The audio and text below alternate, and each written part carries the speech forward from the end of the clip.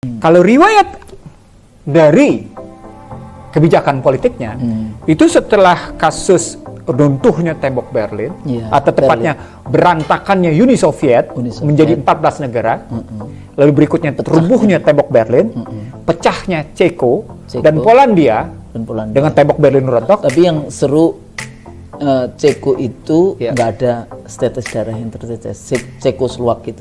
Ya, Cekoslovak karena tadi Chicago Boys. Dia menggunakan itu. Jadi on paper saja, nggak ada manusia yang Chicago Boys ya. Nah, tapi kan beda dengan yang Bosnia, Serbia itu kan perang. Nah, itu bagian dari pecah belahnya Uni Soviet yang sampai sekarang berkepanjangan tetap. Nah, saya ingin mengatakan setelah ini muncullah The Clash of Civilization. Nah, dari sini sesungguhnya kalau kita ambil dari latar belakang, sesungguhnya cerita tentang Islamophobia diikuti dengan xenophobia sesungguhnya sudah bermula di era Reagan. Kalau dari kerangka kebijakan bagaimana berarti balik lagi ke Neolib, Chicago Boys, desentralisasi, paktu. Itu. Jatuhnya begitu. Neoliberalism.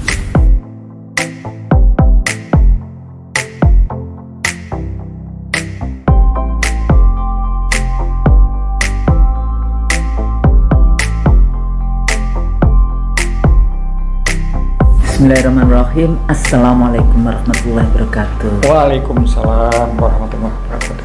Alhamdulillah kita bertemu kembali dalam program IC Terilso dengan sobat saya Dr. Iksanuddin Nursi dan saya Husnul Mar'i PhD. Pemirsa IC Terilso, mudah-mudahan semuanya ya, kita semua selalu mendapatkan rahmat dari Allah. Jangan lupa selalu berdoa, mudah-mudahan bangsa dan negara kita ini segera keluar dari kesulitan yang seperti benang ruwet gitu loh ya. Bagaimana bahasa kerennya kesulitan struktural kesulitan yang struktural dan kultural. Karena kultural itu berarti ya kita harus ini program IC Terilso ini salah satu ya insya Allah gitu ya, niatnya adalah menjawab dua-duanya tadi. Mengatasi kesulitan struktural dan mengatasi kesulitan kultural gitu. Bagaimana kita berpartisipasi, berkontribusi dengan pikiran-pikiran Bang Nursi yang luar biasa ini ya di dalam program-program kita atau video-video kita dalam IC Terilso. Bang Nursi, akhir-akhir ini selain isu-isu yang tadi struktural dan kultural yang lain ya, dari kalau yang ini juga masuk ini masalah-masalah kekerasan dan sebagainya, kekerasan seksual sekarang ada isu itu. Walaupun saya masih ingat dulu zamannya saya ketua program pasca sarjana, saya udah bahas tentang kode etik gitu ya para dosen. Jadi saya sebagai ketua program dulu kalau ada yang seperti itu saya tanya dulu mahasiswanya, ini kamu siap menghadapi kalau ada kecenderungan-kecenderungan misalnya hubungan dengan dosen bagaimana yang kayak gitu-gitu kita udah bahas tahun 2000. Kemudian saya pernah apply untuk proposal tentang itu sexual harassment di perguruan tinggi, nggak diterima 2 kali loh saya pengen ya nggak apa-apa. Waktu di Senat Universitas 2012 juga isu itu tapi dibubarkan juga. Jadi banyak sekali ini sekarang isu. Tapi kita kembali lagi di dalam konteks hari ini dan sebenarnya rangkaian ya. Kalau biasanya kita bicara political economy tentang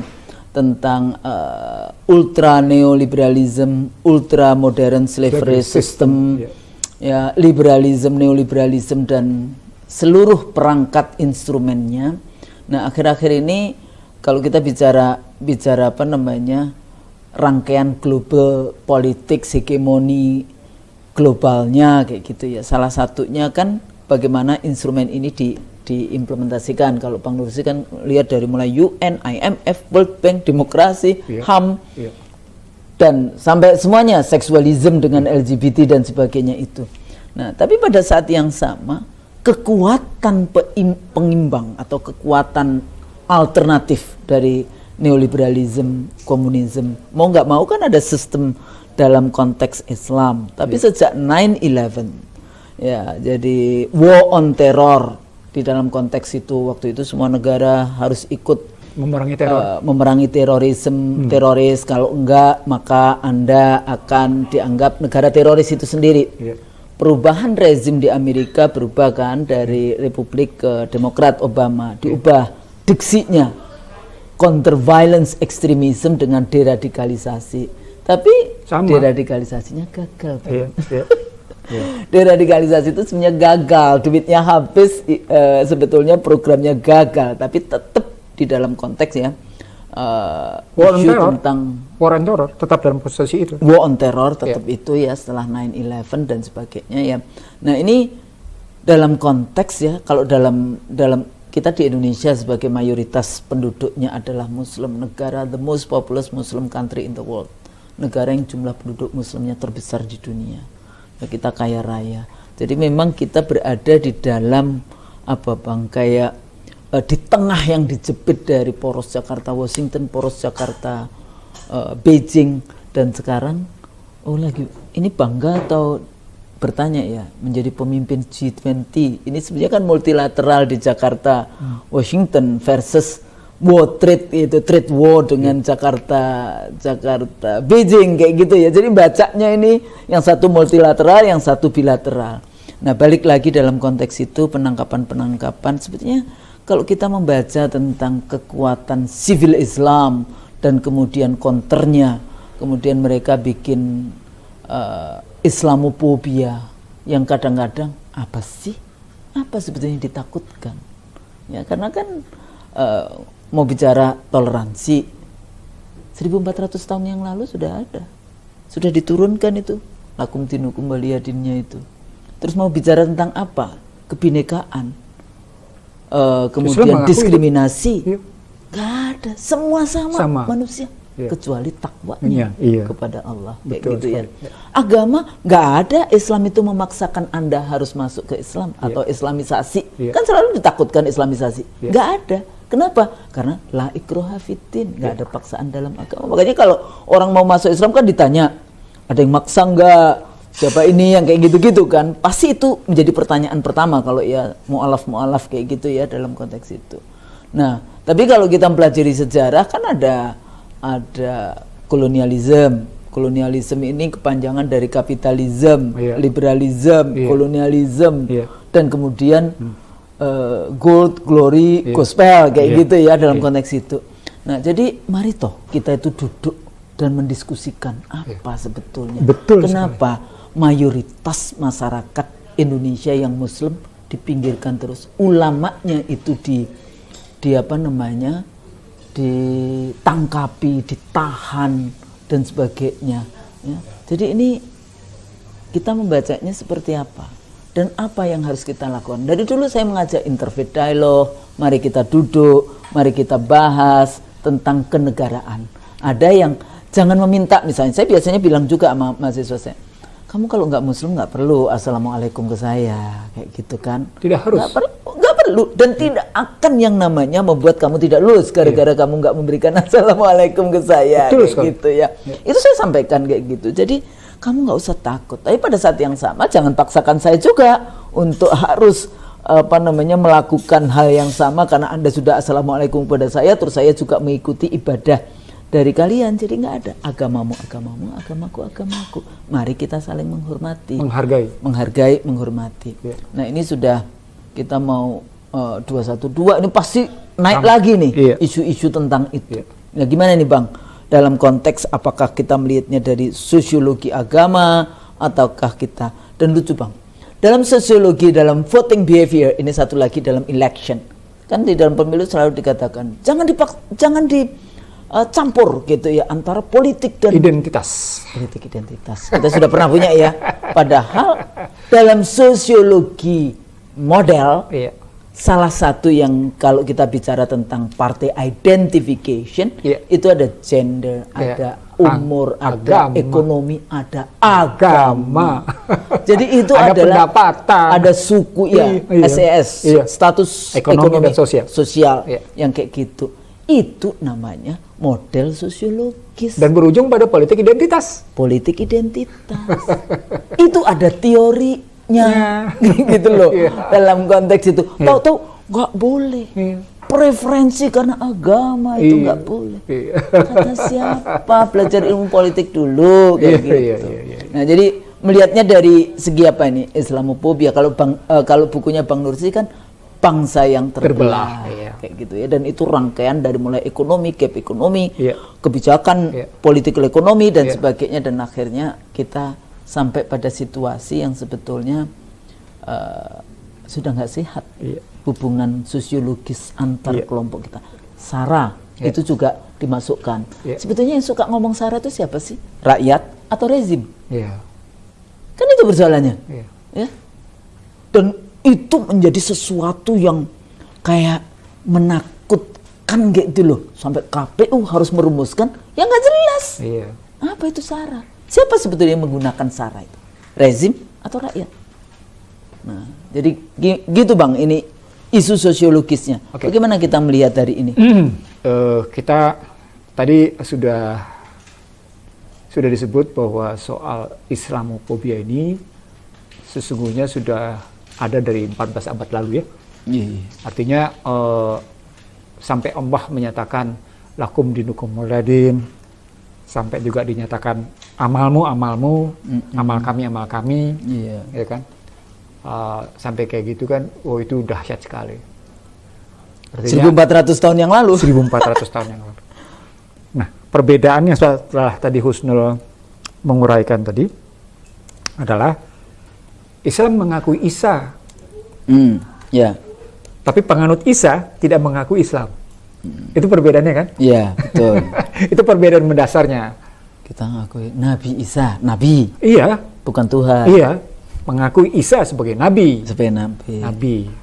Tapi dan itu harus diimani. Diimani. Karena iman, salah satu rukun iman adalah percaya kepada nabi dan kitab-kitab Allah. Nah, sementara pihak lain menganggap mereka tidak menerima Muhammad sebagai nabi terakhir. Saya kira bermula dari sana sehingga Allah memberi peringatan pada Al-Baqarah 120. Walan tardo anka Yahuda wa Nasara ala tattabi'un. Gitu. Bahwa mereka tidak akan pernah ikhlas, tidak akan pernah rela. Mereka itu dalam hal ini Yahuda dan Nasara. Sampai engkau taat dan patuh pada mereka. Gitu. Ala tattabi'un.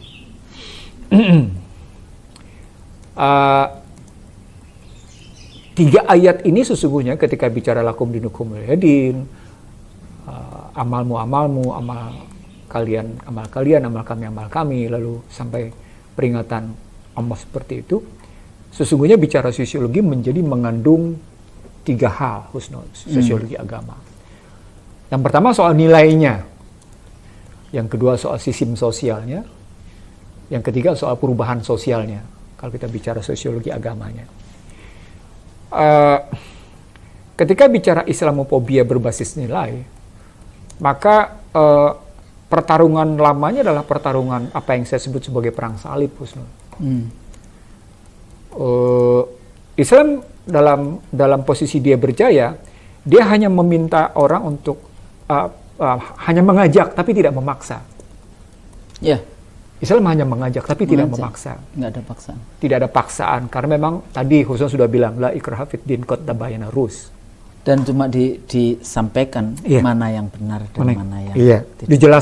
Dijelaskan. Nilainya adalah nilai dalam kajian itu adalah karena Islam memang mengajak kehidupan yang tentram damai. Peace, damai. Islam. Jadi dan dia tidak akan memerangi orang-orang yang berbeda. Jadi tidak akan ada peperangan itu. Itu nilainya. Jadi duduk bersama dalam perbedaan agama itu biasa, duduk bersama dalam perbedaan keyakinan itu biasa, dan dalam konstruksi perdamaian dan kedamaian tidak ada untuk saling mengusik. Karena prinsip-prinsip yang tiga tadi. Itu nilai kedua. Nilai ketiga yang paling menarik adalah gitu ya, Allah sendiri menegaskan, hai Muhammad, engkau cuma ngasih tahu. Soal mereka ngikut atau enggak, itu urusan mereka gitu. Tugasnya menyampaikan. Iya, hanya menyampaikan. Itu menjadi tegas dalam Islam. Jadi kalau ada umat Islam yang mencoba memaksa, bahkan sampai mendikte dengan bom bunuh diri, itu bukan menerapkan ajaran Islam. Saya ulang Husnul. Jadi kalau ada umat Islam yang melakukan pemaksaan, bahkan sampai melakukan bom bunuh diri untuk memaksakan kehendaknya, itu bukan Islam, ajaran Islam. Menyampaikan yang benar adalah benar, yang salah adalah salah, adalah hakon, warzuqna tiba, batilan, warzuqna tinaba. Itu kewajiban Islam. Nggak bisa enggak di situ. Selebihnya silakan Anda pilih. Kami cuma menyampaikan.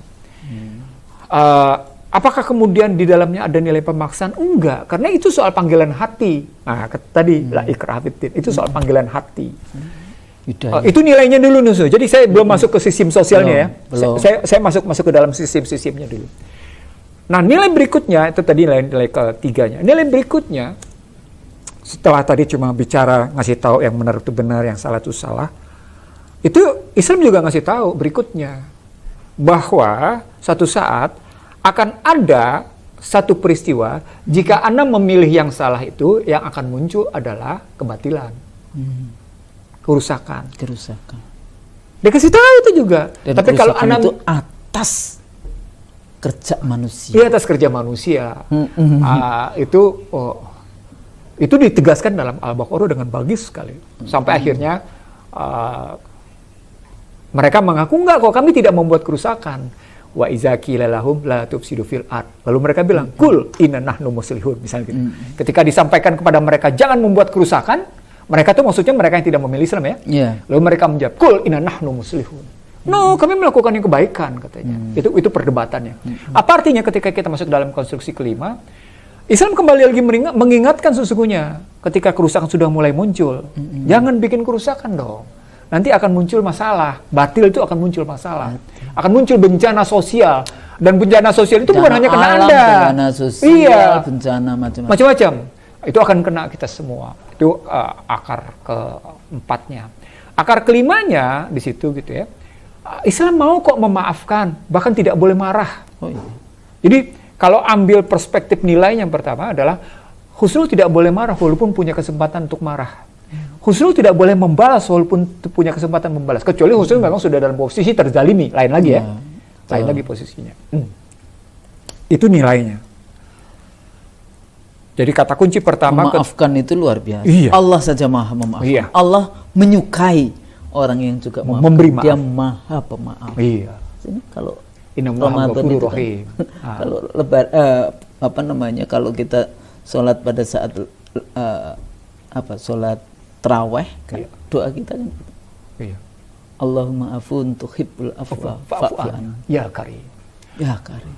Oke, sekarang tadi kita sudah ada 5 nilai yang kita anut dalam sistem sosiologi Islam, sosiologi agama basisnya Islam.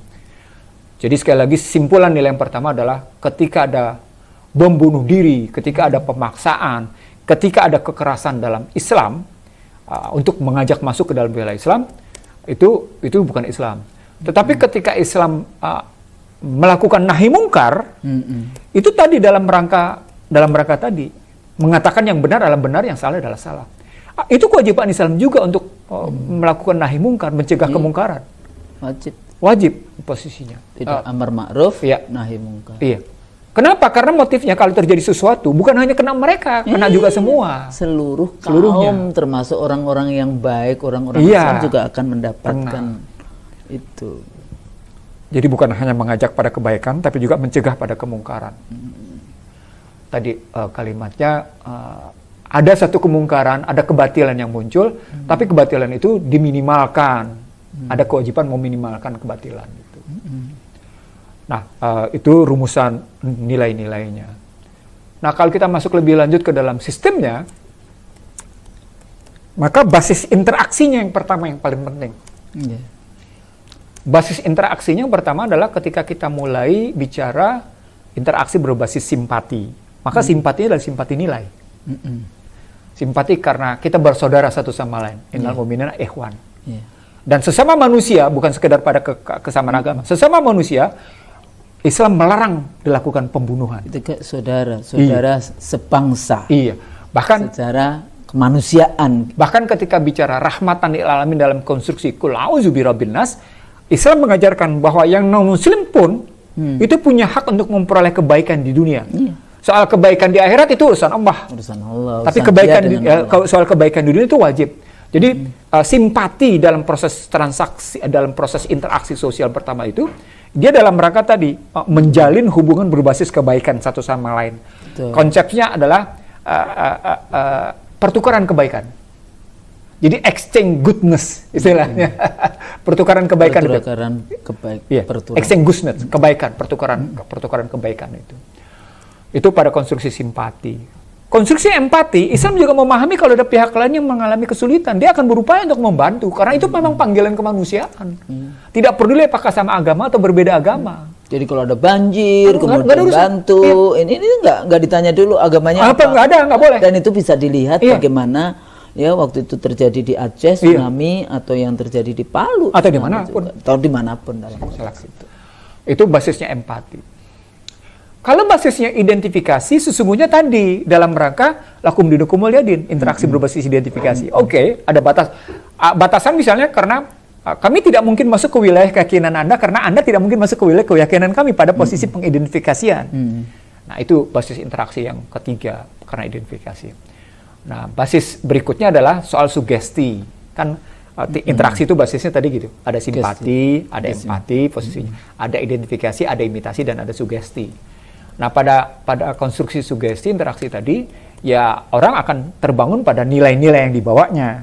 Nah, konstruksi interaksi sosial kayak gini atau interaksi pribadi kayak gini bisa dilihat ke dalam pembentukan struktur masyarakat Husnul. Nah, struktur masyarakat Islam adalah struktur masyarakat yang sesungguhnya tadi yang Husnul pernah bilang, tidak dibedakan karena persoalan kekayaan dan kemiskinan, tapi ketakwaan. Apa kata kunci warna ketakwaan? Kulit ini itu sudah enggak, makanya sebetulnya kalau ngomongin human right seperti di UN itu 1400 tahun yang lalu sudah selesai. Jadi kalau kita ambil dalam kerangka tadi gitu ya, maka kita nggak akan ada masalah karena tadi kami menerima Anda sebagaimana Anda adalah keluarga kami, dan kami tidak akan masuk ke wilayah keyakinan Anda. Jadi dalam sosiologi Islam yang kita ambil dalam struktur sosial yang begitu, itu kami tidak membedakan dalam konstruksi soal Anda warna kulitnya apa atau keyakinan Anda apa, terserah. Nah, berikutnya itu berarti dalam masalah kekuasaan. Nah, kekuasaan kan sumbernya 5. Ada kekuatan. Ada kekayaan, ada kepandaian, ada kecantikan, kan gitu kan? Kecantikan atau kegantengan. Iya. Itu ada penelitian saya waktu itu kenapa salah satu calon presiden waktu zamannya saya itu ada penelitian gitu ya. Beautiful politician. Kalau dia ternyata informasinya kepada pemilih itu tidak cukup, maka beautiful politician yang dipilih. Ya kayak di Indonesia banyaknya artis masuk tuh kan karena itu. Nah, iya, tapi kalau artis masuk suaranya nggak banyak sebetulnya, bukan vote getters. Ternyata lebih banyak suara anak-anaknya politisi dibandingkan suara artis. Menarik tuh pernyataan itu. Iya. Tapi tahu nggak kenapa? Saya sudah menemukan. Apa itu? Jadi saking seringnya saya diundang juga oleh partai-partai kayak gitu. Saya tuh bingung bapak-bapak. Ini data saya ya. Artis-artis ini bukan vote getters. Ternyata suaranya tidak sebanyak itu. Ternyata itu. Jadi kalau saya bilang melihat itu, oh, saya baru tahu ini. Jadi bapak-bapak aktivis politisi di partai itu seneng kan kalau ada pengurusnya yang juga artis datang. Jadi semangat nih. Semangat untuk rapat, semangat untuk yang kayak gitu-gitu. Tapi itu observasi ya. Karena apa? Karena data yang saya kumpulkan, artis bukan yang mendapatkan suara terbanyak di dalam pemilu-pemilu, dari satu pemilu ke pemilu yang lain. Gitu. Oke, yang kelima tadi kepandaian, kepandaian dalam keterampilan, kepandaian dalam keilmuan, tapi sekaligus kewibawaan itu muncul istilahnya. Kalau ngambilnya struktur kekuasaannya begitu dalam sosiologi Islam, Islam bicara dulu bahwa kekuasaan yang dibangun ini karena betul-betul sosiologinya sosiologi agama, sosiologi Islam ya. Maka Islam melihat kekuasaan itu adalah amanah. Jadi 5 basis ini sesungguhnya hanya dalam rangka menjalankan amanah. Apakah Anda kaya, apakah Anda kuat, apakah Anda cerdas, apakah Anda cantik, gitu ya, posisinya gitu ya. Apakah Anda kemudian merasa punya kewibawaan, itu sesungguhnya dalam rangka menjalankan amanah. Maka kekuasaan dalam Islam adalah kekuasaan dalam posisi dirinya sebagai wakil dalam rangka menjalankan ajaran. Dan karena itu balik ajaran tadi ke dalam tadi ada nilai-nilainya. Jadi bagaimana struktur sosial kebentuk, bagaimana kekuasaan terbentuk, itu tidak boleh bertentangan. Saya ingin mengatakan begini, kalau sosiologi agama Islamnya diterapkan dengan benar, itu isu tentang Islamofobia itu nggak mungkin ada. Nanti akhirnya akan sampai ke sana, walaupun saya sekarang sudah shortcut gitu ya. Nah, kita bicara dua nih, sudah struktur sosialnya sudah kita bikin, lalu kekuasaannya kita lihat. Lalu berikutnya itu soal bagaimana kebudayaan yang muncul di dalam masyarakat. Nah, kalau kita bicara kebudayaan kan soal bagaimana mata pencaharian, bagaimana kehidupan, bagaimana keagamaan. Itu seven culture universal itu. Posisinya kalau ini begitu. Nah, kalau kita bilang mata pencaharian, soal hidup keagamaan, soal saling kepercayaan satu sama lain, kerjasama sosialnya kayak apa, itu akan terbina sesungguhnya dalam Islam. Dan tapi pada saat yang sama juga pendidikan ya. Oh iya, masuk. Culture kan basisnya adalah pendidikan. Pendidikan. Yang pernah kita cerita pendidikan 4. Kita sampai 5. Iya. 5. Iya. Nah, itu kondisinya begitu gitu. Nah, di dalam sistem itu mau tidak mau dia berproses karena kita bicara sistem sosial, dia berproses, ada sesuatu yang lahir. Jadi artinya ketika kita bicara sistem itu ada yang statis dan ada yang dinamis, Husnul. Iya. Nah, yang dinamis inilah yang masuk dalam kerangka perubahan sosial. Nah, perubahan sosial dalam Islam, dalam sosiologi agama, dia tidak bisa keluar dari nilai-nilainya, Husnul. Ya. Jadi artinya perubahan sosial dalam Islam itu hanya dalam rangka melengkapi instrumentasi sosial dan lembaga-lembaga sosial, gitu. Lagi-lagi kalau konstruksi sosiologi agama Islamnya ini diterapkan, bisa akan sampai pada satu kesimpulan, tidak mungkin ada Islamofobia. Tidak mungkin ada itu. Kenapa? Karena nilai-nilainya begitu tadi. Mustahil gitu. Nah, ini pendekatannya, ini jangan salah. Kita ngomongin ini dulu karena kita pakai sebagai pisau analisis. Sebagai pisau analisis. Apa-apa, saya sabar. Pisau sabar analisis. Mendengarkan ya, pemirsa IC dari Ilsu. Pisau analisisnya begini gitu, yang harus kita bangun gitu. Nah, kalau dinamika sosialnya adalah dalam konstruksi instrumentasi, dalam kerangka institusi, dalam kerangka informasi gitu ya, dan dalam kerangka strategi mencapai kehidupan kebersamaan di kelembagaan, maka sesungguhnya nilai-nilai yang dipegang justru mewarnai dalam kehidupan sosial. Maka muncul istilah di Indonesia itu ada umat Islam tapi tidak ada Islam katanya.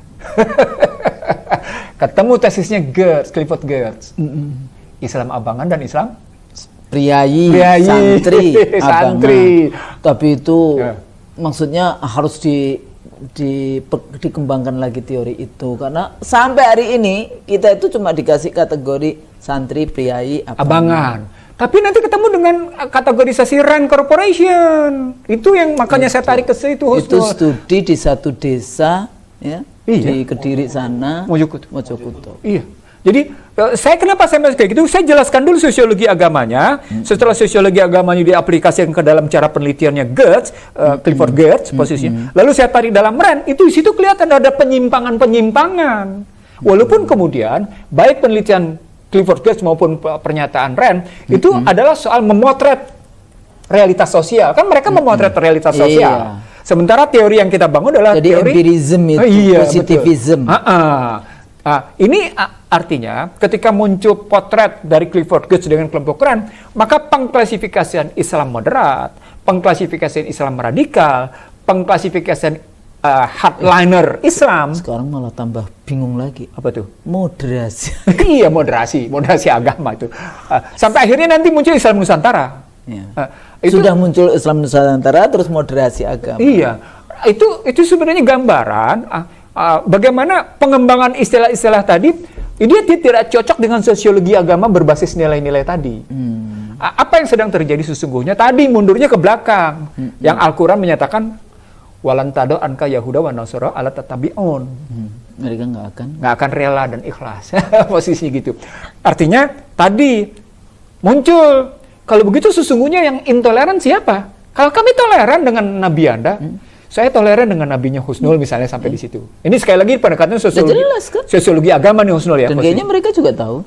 Ya. Lalu mereka bangga dengan organisasi mereka yang terbaik misalnya. Di dunia satu-satunya organisasi yang terbaik, bagaimana mereka melakukan pengorganisasian dengan keuangan terbaik, dan mereka kemudian terus-menerus melakukan itu ya, kan. Tapi kan riba. Eksploitasi yang derlong-parlong apa namanya yang kita bahas berkali-kali itu. Ya, tapi kalau Anda baca buku saya di bukan bangsa terbelah, di Selamat Datang di Negeri Anuradul sama Kita Belum Merdeka, akan lebih jelas lagi tuh sebenarnya, karena saya ngebahas itu di situ. Nah, poinnya adalah ketika kita masuk ke dalam kajian Clifford Geertz, ke Rand Corporation yang memilah-milah, mengkotak-kotakan Islam berdasarkan potretnya mereka buat pada realitas, dia kan harus kembali ke dalam bagaimana sebenarnya di balik potret ini. Apakah potret ini potret stigmanisasi atau potret dalam rangka mengarahkan, kan gitu? Iya. Potret stigmanisasi atau potret dalam rangka mengarahkan, gitu pertanyaan. Karena tadi doktrin politik mereka adalah dogma akademiknya, atau dogma politik mereka adalah doktrin akademiknya. Kan dibangunnya begitu. Iya. Dalam makna tadi. Nah, kalau dibangunnya begitu, maka sekali lagi saya bilang, pengertian Islamophobia akhirnya berujung pada kepentingan politik jadinya. Nah, dia senada selaras dengan xenophobia. Yeah. Anti asing. Yeah. Mereka melarang xenophobia. Nggak boleh anti asing katanya. Saya ingat betul seorang menteri yang sekarang menteri ini, ketika berdebat dengan saya gitu, itu xenophobia katanya. Saya bilang, payment system itu bagian dari kedaulatan ekonomi. Anda tidak boleh menyerahkan sembarangan ke pihak lain. Tapi sang menteri, waktu itu dia belum jadi menteri, dia waktu itu dirut sebuah bank plat merah gitu ya. Wah, nggak bisa, itu kita tidak boleh xenophobia. Itu karena Anda bicara soal kesalahan pengertian tentang uang. Wah, saya tuding langsung begitu waktu itu. Tapi poinnya adalah, tapi itu kan amanah dalam konstitusi juga. Nggak ngerti, dia nggak ngerti. Saat itu dia nggak ngerti. Wajar aja dia nggak ngerti kok. Iya. Kalau saya bilang langsung nggak ngerti. Nah, kalau kita pahaminya begitu, gitu ya, xenophobia berjalan seimbang dengan Islamophobia, maka sesungguhnya kepentingan politiknya menjadi kelihatan. Apa itu kepentingan politiknya? Kata kunci pertama materialisme, kata kunci keduanya kapitalisme, kata kunci ketiganya imperialisme. Ketemu nih kolonialisme yang Anda bilang tadi. Materialisme, kapitalisme. Imperialisme. Kolonialisme, neokolonialisme. Semuanya yang di bawahnya ini menjadi instrumennya, kayak gitu kan. Ada hal yang kelima. Ultra kapitalisme. Sekarang udah ada ultra lagi. Ada. Oke, jelaskan. Kenapa? Anda suka tidak suka, sesungguhnya Anda sudah sudah masuk ke dalam perangkap kekuatan modal mereka ketika Anda memainkan ICT. Oh iya. Ketika Anda menerima isu artificial intelligence, memang basisnya apa? Teknologi mereka kan? Iya. Teknologi mereka Anda beli nggak? Ya udah beli. Pakai duit nggak? Duit kita ya. Oke. Lalu basis operating systemnya siapa yang kerjain? Lalu aplikasinya siapa yang ngerjain? Itu kan semua akhirnya Anda tapi jadi itu kalau kapitalisme dulu mereka menguasai ya. Tapi kemudian masih ada kekuatan sisa-sisa kita. Iya. Tapi kalau sekarang nggak bisa. Nggak bisa. Itu yang saya sebut sebagai ultra kapitalisme dia. Apalagi itulah ketemu dengan tesis kudeta korporasi. Balik lagi ke teori itu. Jadi artinya sesungguhnya isu Islamophobia, isu xenophobia kemudian masuk dalam posisi ultra kapitalisme, sesungguhnya dia menggelundung gitu ya, menggurat habis-habisan sebuah situasi, satu kondisi masyarakat global, bahwa kata kunci dari financial, food, gitu ya, financial, food, frekuensi, fire, itu ketemu semua dengan fear industrialnya, ketemu semua, jadi satu itu digelundung habis. Nah, kalau begitu. Dan itu kemudian diturunkan kepada kebijakan-kebijakan yang mengerikan sebetulnya. Saya mau nyebut fear tadi, kalimatnya di belakang fear ini apa? Terorisme. Ini saya belum bicara tentang kebijakan Amerika loh. Saya belum bicara kebijakan Barat. Saya baru teorinya terus kita aplikasikan sedikit-sedikit. Nah, dari sini mestinya kita tidak serta-merta menerima, langsung saya masuk sekarang. Tidak serta-merta menerima terminologi terorisme itu seperti yang dilakukan oleh Mahathir Mohamad ketika dibilang damn globalization. Mahathir itu salah satu pidato terkenalnya adalah Washingtonisasi, Iya. Hollywoodisasi. Iya. Kan kalau globalization itu two-way traffic, Iya. ini cuma one way kan? One way. Makanya disebut oleh Mahathir dan globalization, dan itu pidato mengejutkan bagi bangsa Barat. Gitu. Bangsa Barat terkejut itu ketika Mahathir mengatakan dan globalization, karena Mahathir berhasil ngebongkar akar pemikiran. Jadi Ketika, ini kita bahasnya ini akar pemikiran, iya, mindset. Nah, jadi akar pemikiran itu Baca kan? Nah, ini masuk lebih lanjut, itu makanya saya bilang sesungguhnya ICT ini masuk ke dalam kerangka globalisasi tahap kelima, Husnul. Jadi bangga dengan apa? Artificial intelligence. Iya, terus apa itu yang 4.0 atau 5.0 itu Industrial 4.0. apa?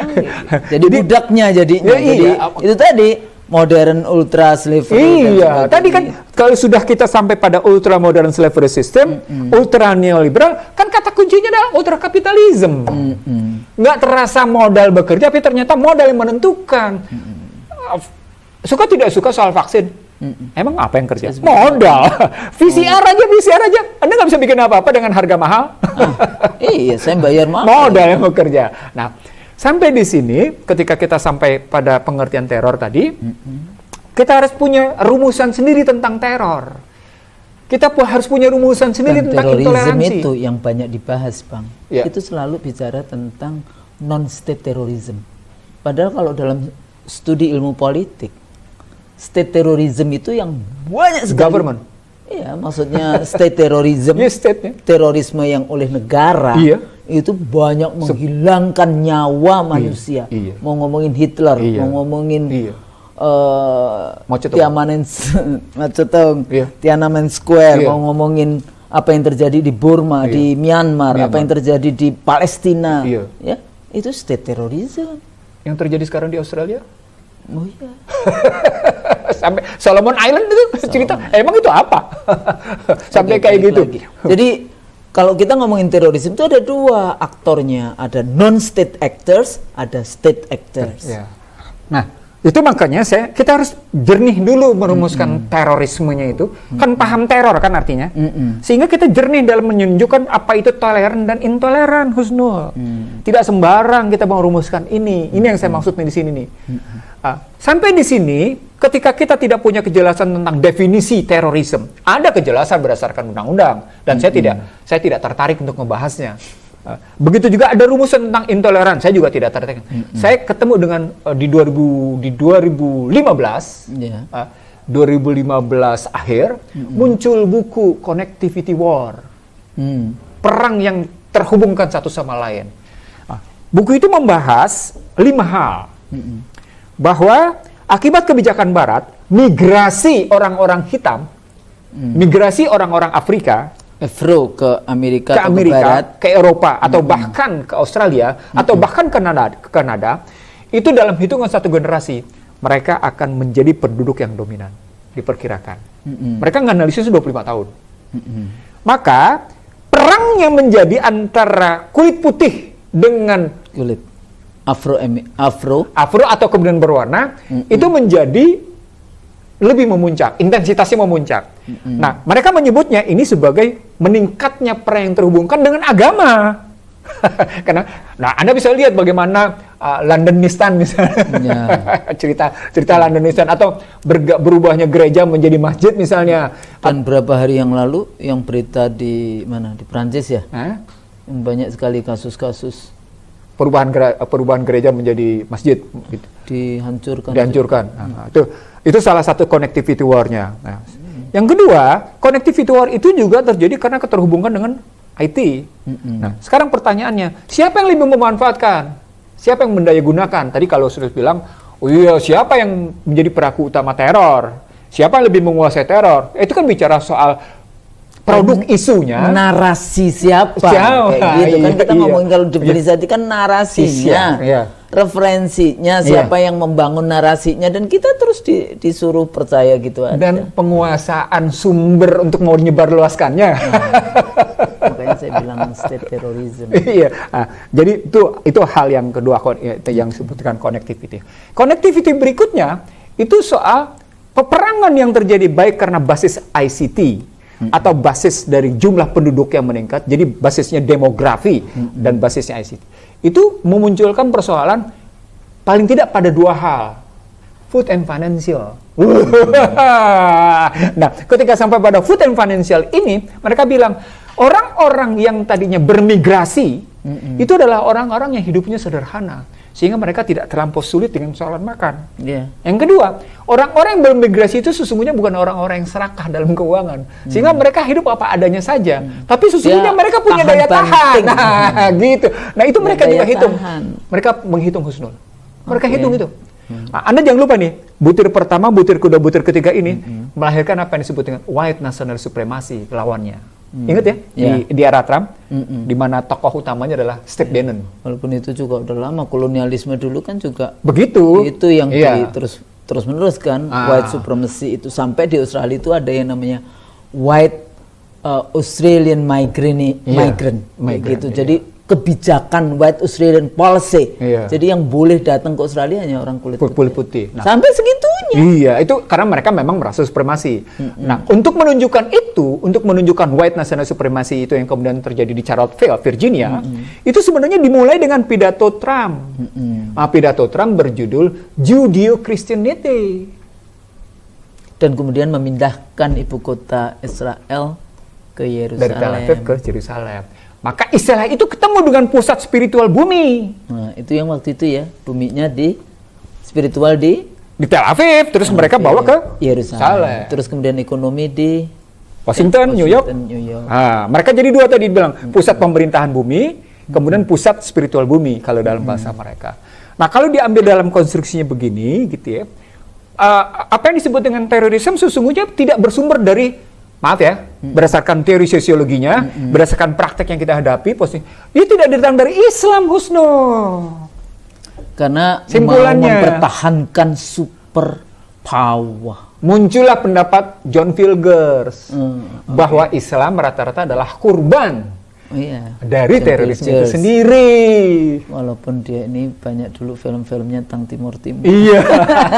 Tapi dalam konteks ini boleh juga ini kajian Vilgers begitu gitu pendapatnya. Kan tapi kajian Vilgers ini sesungguhnya tidak terlepas dari situasi yang berkembang di dunia, lalu sesungguhnya didukung oleh kekuatan data. Itu kita baru 3 item nih, Husnul. Bagaimana tadi connectivity jadi world. Kalau dilihat dari sejarahnya, dari kebijakan langkah-langkah itu menunjukkan dari kolonialisme juga bukan Islam. Islam kan bukan kolonialisme. Dalam konteks itu kan, kolonialisme juga menggunakan bahasanya. Pertanyaan sederhana, Husnul.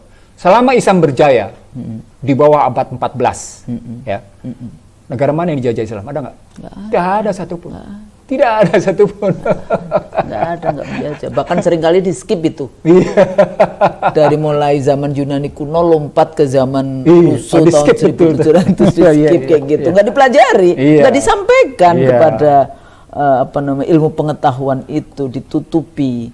Nah, maksudnya balik lagi bahwa dalam konteks ini kalau menggunakan terorisme di dalam konteks selalu, dan narasinya itu, Bang, enak aja. Oh iya, pakai celana cingkrang, pakai jenggot, kemudian pakai baju yang kayak gitu. Oh, jadi kadang-kadang dia nggak ngomong, oh itu Islam, enggak. Tapi dia sebutkan berulang kali celana cingkrang, pakai jenggot, pakai kayak gitu. Simbolismenya itu, narasi-narasi yang dibangun. Dan paling saya sebelnya lagi adalah kemudian yang terakhir kasus di Surabaya. Itu media komunikasi yang dibangun sama Barat begitu? Gitu. Iya. Namanya unconsciousness communication. Yes. Akhirnya kita digendam. Kalau orang Jawa ngomongnya digendam. Husnul, Anda tahu nggak? Apa? Ketika Anda menggunakan unconsciousness communication, itu akan munculnya nanti berikutnya menjadi subconsciousness. Ketika sampai pada sub, itu akan tertanam betul pada pihak lain. Percaya tanpa kita mengkritisi. Sampai saya bilang begini ya, semua ilmu yang kau pelajari referensi, kalau itu kata ahli teori, itu artinya bikinan manusia. Kau boleh tidak setuju, kau boleh kritisi. Yang nggak boleh kalau itu ayat dan Allah hadis, dan hadis Rasulullah yang sahih, baru kemudian jangan sekali-kali memperolokkan. Iya, betul. Gitu. Betul sekali. Nah, iya, ini kan semua teori-teori yang dibangun untuk apa? Kepentingan supremasi. Ya, supremasi atau supremasi? Supremasi. White supremasi. Kemudian non-Islam supremasi. Iya, betul. Gitu kan. Karena komunisme jatuh, ya kan? Setelah glasnost, perestroika, kemudian gerakan third wave democratization, Huntington teorinya Huntington class of civilization, dan yang kena kemudian Islam. Karena ini menjadi kekuatan alternatif sebetulnya. Kenapa? Punya Tuhan. Nah, itu riwayat pemikiran akademiknya.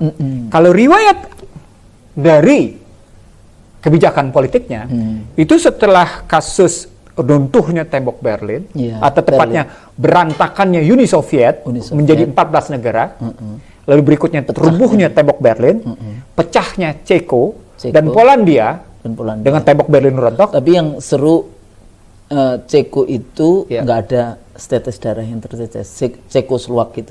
Ya, Cekoslovak karena tadi Chicago Boys. Dia menggunakan itu. Jadi on paper saja, nggak ada manusia yang Chicago Boys. Nah, tapi kan beda dengan yang Bosnia, Serbia itu kan perang. Itu bagian dari pecah belahnya Uni Soviet, yang sampai sekarang berkepanjangan tetap. Berkepanjangan. Nah, saya ingin mengatakan setelah ini muncullah the class of civilization. Nah, dari sini sesungguhnya kalau kita ambil dari latar belakang, sesungguhnya cerita tentang Islamofobia diikuti dengan xenofobia sesungguhnya sudah bermula di era Reagan. Kalau dari kerangka kebijakan bagaimana berarti balik lagi ke neolib, Chicago Boys, desentralisasi, paktu.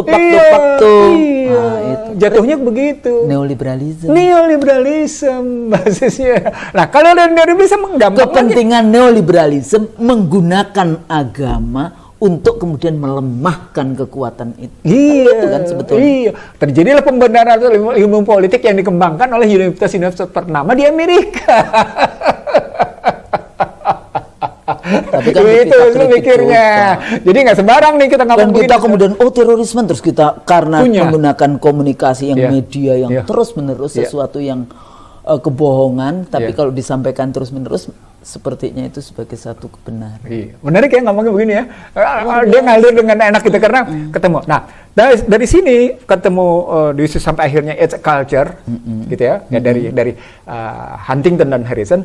Tapi ketika muncul yang Anda bilang sejak rontoknya WTC pada 9/11,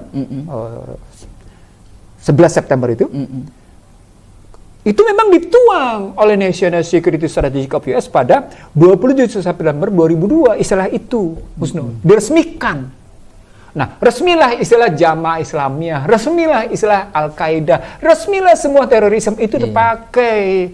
Karena memang dituangkan. Dan referensinya saya herannya kalau di Indonesia. Masa ada referensi tunggal terus-menerus dipercaya sampai dipercaya? Saya kira memang kok kurang baca kali ya. Enggak, maksudnya kalau kita ngomongin tentang terorisme, dia lagi. Padahal kita tahu, ini ada hubungannya dengan yang tadi ya. Kekuasaan, pusat kekuasaan yang itu menjadi instrumen dari ini. Kalimat saya sederhana, kurang baca. Nah, mereka ikro, tapi ikronya ini Ibu Budi, ini Bapak Budi. Bukan ikro bismi rabbika. Sorry kalau saya harus bilang begitu. Oke, saya terusin ya. Setelah keluar kebijakan di National Security Strategy of US, lebih lanjut sama Obama yang Anda bilang tadi posisi deradikalisasi. Jadi di kebijakan jatuh kabus dengan terorisme, dengan menuding Saddam Hussein, war on Irak, Al-Qaeda, Jamaah dan Afghanistan macam-macam itu, sampai akhirnya muncul juga di posisi Obama. Di Trump munculnya tadi istilahnya Judeo-Christianity, white national supremacy. Karena memang Edward kalah dia menghadapi Cina pada saatnya sampai dia berhadapan dengan Cina kan. Akhirnya menggunakan jargon itu lagi. Jargon yang sekarang muncul sebenarnya Build Back Better World.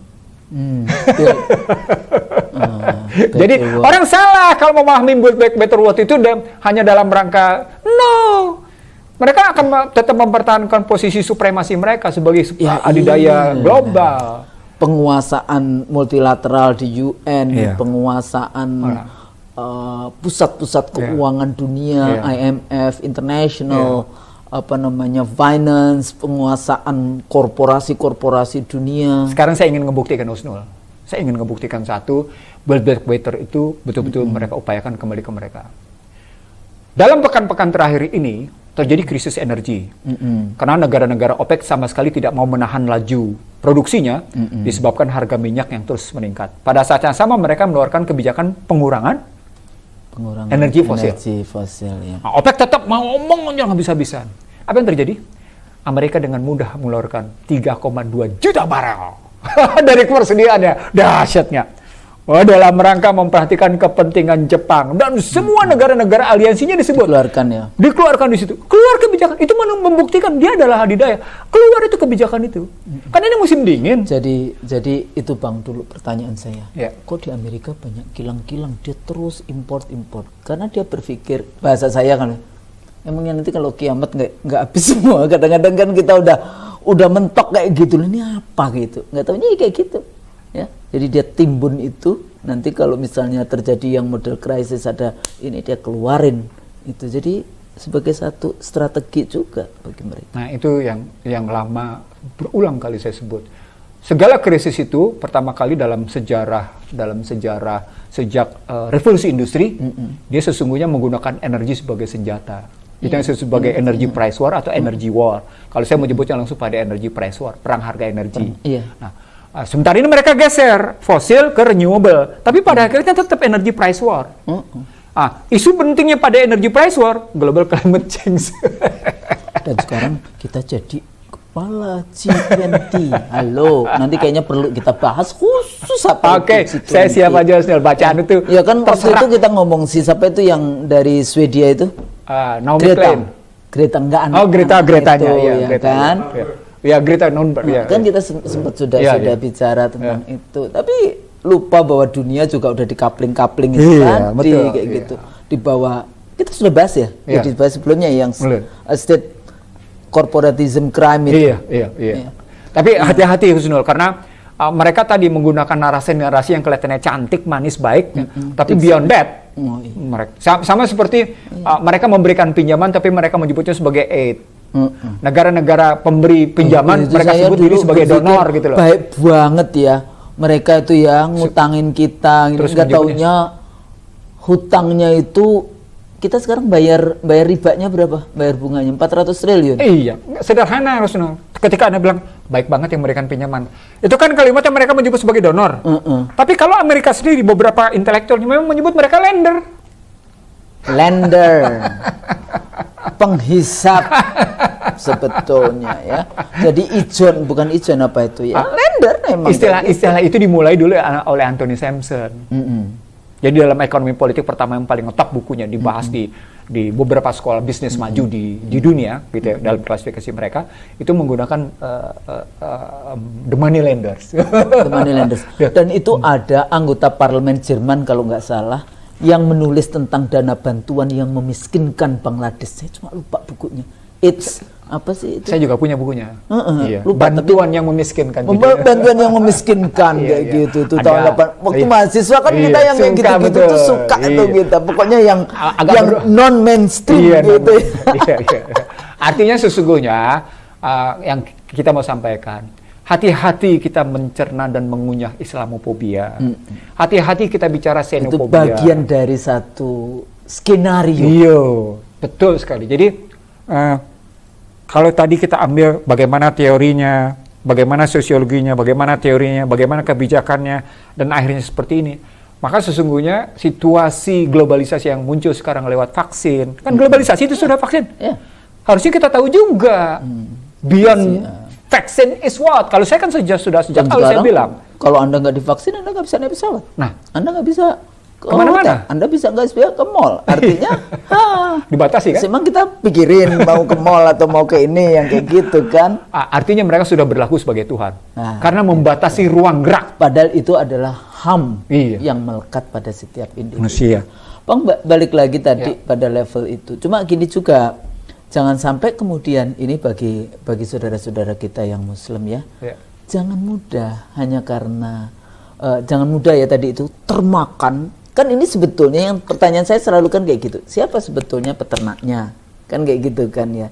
Jadi Anda jangan sampai Anda mau diternakkan karena Anda tidak tahu apa yang sesungguhnya terjadi di balik beyond skenario-nya ini itu apa. Ya, jadi ada nggak misalnya umat yang kemudian ya saudara kita yang kemudian akhirnya terjebak di situ. Banyak. Kayak gitu kan. Banyak. Padahal dia terputus ini sebetulnya, dia nggak paham dengan ini untuk membuktikan bahwa iya loh Islam teroris, Islam ini karena ini padahal dia menjadi instrumen lagi kayak di situ boneka kayak gitu. Nah, itu yang saya bilang problem pendidikan.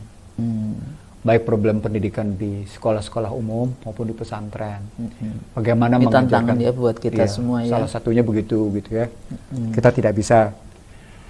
Artinya kalau kita bicara ibda binafsi, kita mulai dari diri sendiri, maka memang mestinya kita melihat struktur pendidikan kita, kultur pendidikan kita, struktur pendidikan kita. Dan kemiskinan. Kadang-kadang kemiskinan kan kita makanya nggak boleh miskin karena itu dekat dengan kekufuran itu di situ. Mudah kan akhirnya. Begitulah baliknya wamimah. Apalagi kemudian dicekokin yang wah kita langsung itu giliran yang betul-betul kita berjihad nggak berani kayak gitu kan.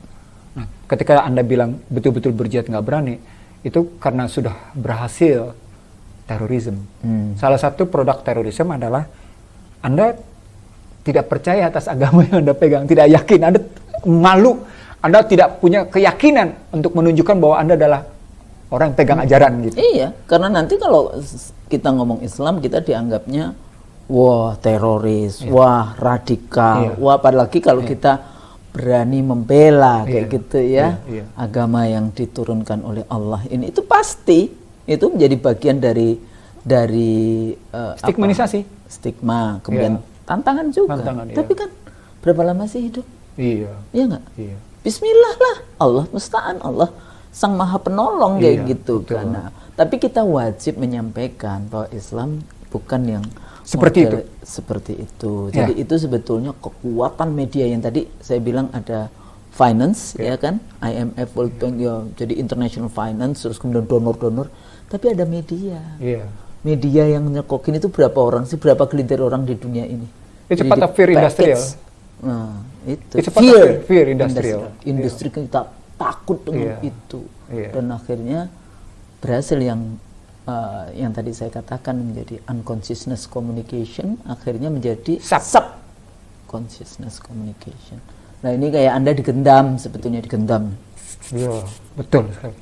Kan susah kalau ngomong unconsciousness digendam. Kalau digendam kan udah digendam, ngikut akhirnya. Nah ini memang kita harus ada revolusi akhlak. Nah di Islam itu kan sebetulnya akhlak kalau kita ngomongin rahmat. Nah itu gimana itu? Nah, ujungnya sebagai penutupnya Husnul ya. Karena Husnul sudah sampai pada revolusi akhlak. Adalah bukan Islam kalau wujud tindakannya tidak merujuk pada Al-Quran dan hadis. Ya, betul. Nah, ketika terjadi seperti itu, kemungkinan besar imannya sedang tercabut. Auzubillah min dzalik. Auzubillah min dzalik. Yang pertama, yang kedua, kita mesti tahu bahwa dengan situasi dan kondisi globalisasi basisnya pada ICT, tantangannya tidak mungkin ringan. Betul. Tantangan makin berat. Itu artinya sesungguhnya kita harus menyesuaikan diri dengan situasi yang berkembang.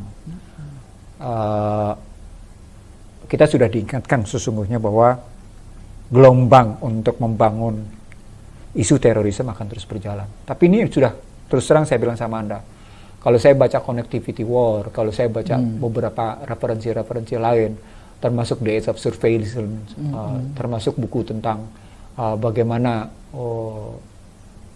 peperangan yang muncul di kawasan Timur Tengah, bagaimana ternyata Iran membangun kerjasama tersendiri sampai akhirnya muncul apa yang kita sebut sebagai, kalau pakai istilahnya Daron, Esimoglu, quadripolar itu, dan pada saat yang sama muncul kekuatan Afgan.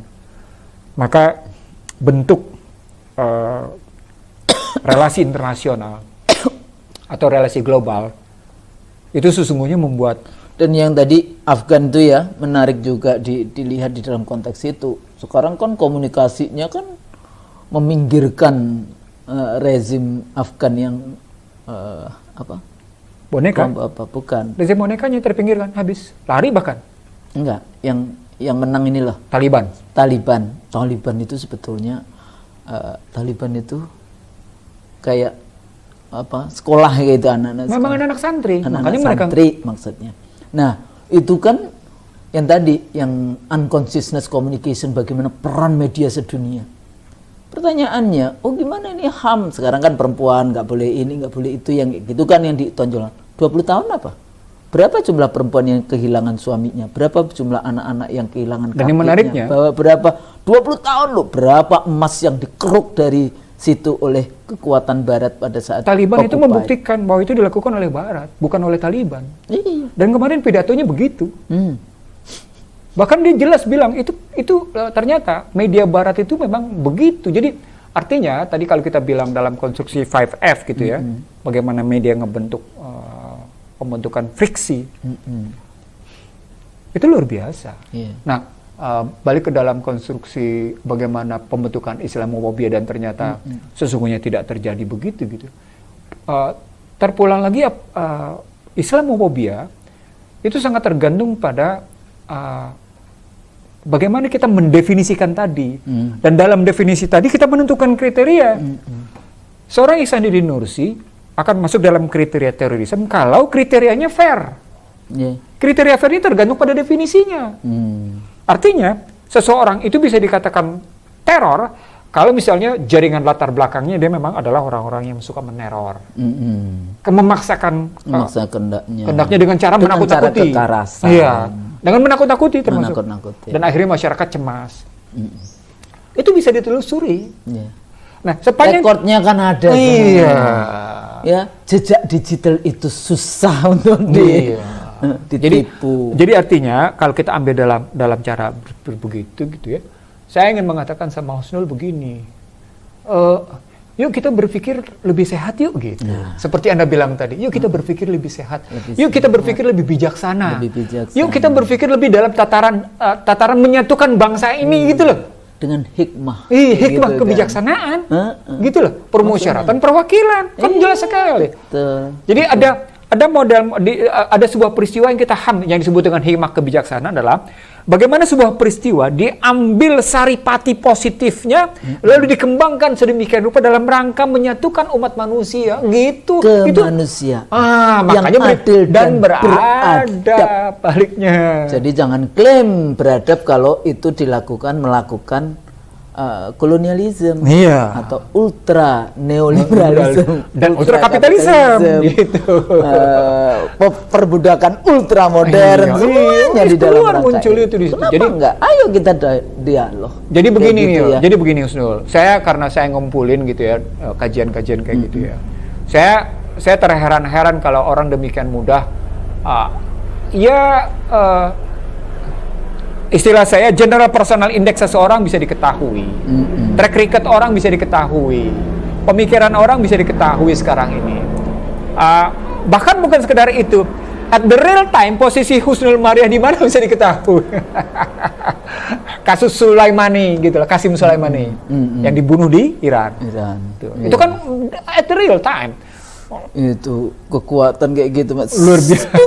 Selesai gitu. Selesai. Jadi mari kita berpikir sehat. Jangan merusak dunia bumi kayak gitu loh, manusianya. Tadi wa iza qila lahum la tufsidu fil ard. Hai umat manusia, janganlah kamu membuat kerusakan di muka bumi.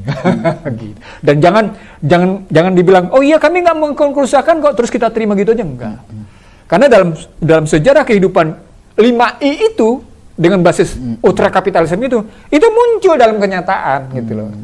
Sebagaimana saya munculkan di sejumlah lembaga pemerintahan dengan bukti-bukti yang kuat gitu. Nah, artinya terorisme itu sesungguhnya kalau dalam format kebijakan itu bisa muncul dalam wujud simbolik torture. Yang Husnul acap kali menyebutnya sebagai bentuk narasi-narasi. Narasi-narasi. Jadi mari kita tadi berpikir sehat. Salah satu bentuk berpikir sehatnya pahami bahwa disebut dengan terorisme itu bisa muncul dalam simbolik torture, bisa muncul dalam sebuah tindakan, bisa muncul juga dalam pergumulan pemikiran. Tapi dan simbolik terus-menerus lagi iya, oleh media. Tetapi kalau dalam bentuk pemikiran dia tidak bisa diadili. Kenapa? Karena kalau pemikiran diadili, gimana caranya?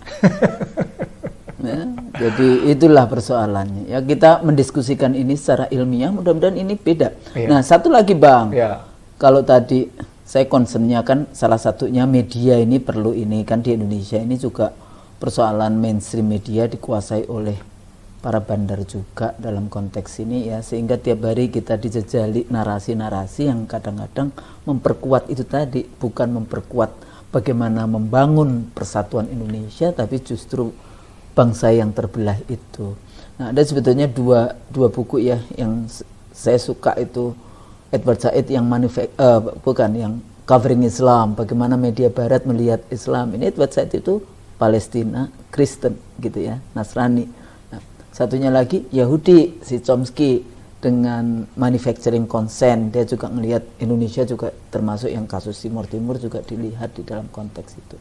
Nah, dalam konteks ini peran media di dalam apa itu tadi terorisme dan perang fear, jadi bagaimana kita industri untuk menakut-nakuti itu gimana caranya memotong vicious circle, memotong lingkaran setan itu kayak gitu. Satu, menghentikan industrial media.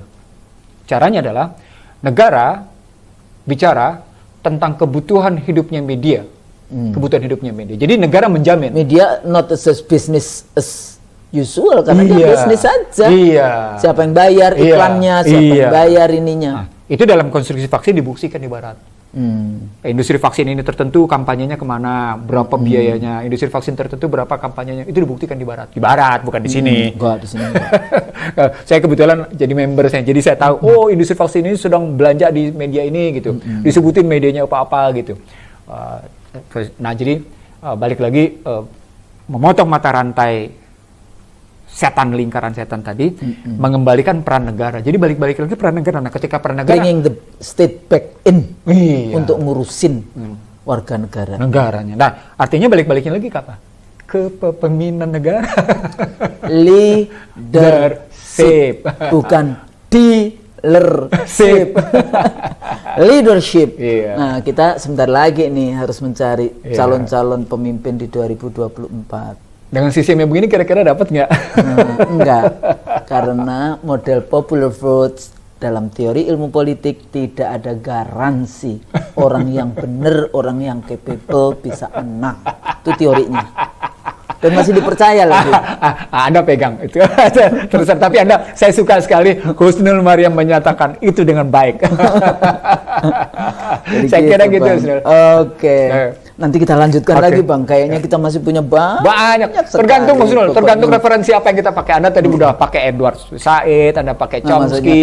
Saya masih menggunakan kalau kita ini mengarahkan ini, enggak, Anda baca juga karena ada juga scholars barat kayak gitu ya, yang masih punya akal sehat kayak gitu ya. Dan di barat biasa begitu. Biasa kan, jadi biasa kayak aja mengatakan bahwa neoliberalisme gagal. Kayak gitu biasa aja. Kan? Sama seperti misalnya untuk melawan modern money theory disebut sebagai voodoo economic misalnya. Biasa-biasa aja. Ekonomik setan maksudnya, biasa-biasa aja. Nah, kita harus belajar yang biasa saja kayak gitu. Nah, itu saya pikir itu mudah-mudahan apa yang kita bahas hari ini bermanfaat ya. Dan mudah-mudahan menjadi ilmu yang bermanfaat. Amin. Kita kan selalu minta kepada Allah mudah-mudahan ilman nafian. Amin. Ilmu yang nafi dalam konteks itu. Kalau kami salah, pemirsa ikuti terus ya IC The Real Show, dan doakan kita sehat-sehat, Bang Nursi juga sehat. Ya kok sakit kok ya dalam waktu yang bersamaan kayak gitu, walaupun sakitnya saya karena jatuh kayak gitu ya. Bang Nursi sakitnya yang lainnya kayak gitu, sehingga kita nggak sempat untuk untuk tapping dan berdiskusi. Apa yang kita sampaikan mudah-mudahan bermanfaat. Amin. Kalau kami salah, mohon maaf tentu saja. Billahi taufiq wal hidayah. Wassalamualaikum warahmatullahi wabarakatuh.